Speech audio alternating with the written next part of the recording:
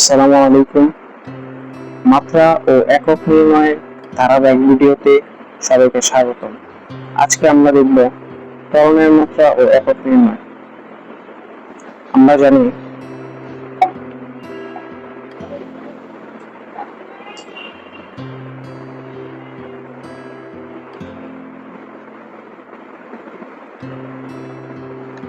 ত্বরণ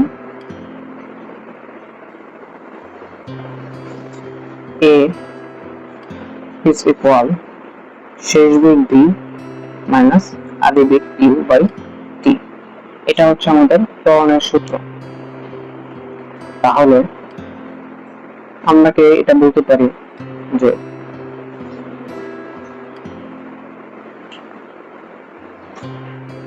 শেষ বেগ মাইনাস আদি বেগ, এটাকে আমরা বলতে পারি বেগের পরিবর্তন বা সময়।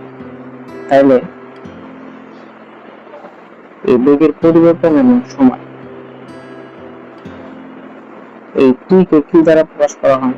টি হচ্ছে টাইম, টি এবং বেগের পরিবর্তন আমরা আরেকটা সূত্র জানি এখানে, সেটা হচ্ছে s is equal vt।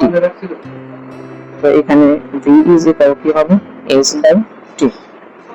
তাহলে এখানে টি দ্বারা হলো s মানে কি দূরত্ব বা লেন্থ, এটাকে আমরা কি বুঝাই?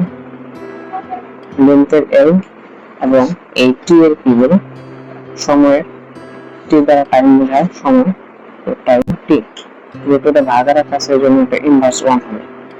তো এখানে যদি আমরা লিখি l t ইনভার্স 1, তাহলে এটা যদি উপরে চলে যায় তাহলে l t ইনভার্স 2।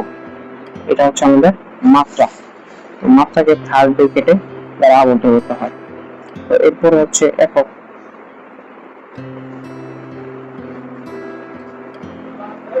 একক কি হবে? একক হচ্ছে মিটার পার সেকেন্ড স্কয়ার। কিভাবে বের করব? এটা কি l মানে কি লেন্থ মানে কি দূরত্ব, দূরত্বের একক মিটার।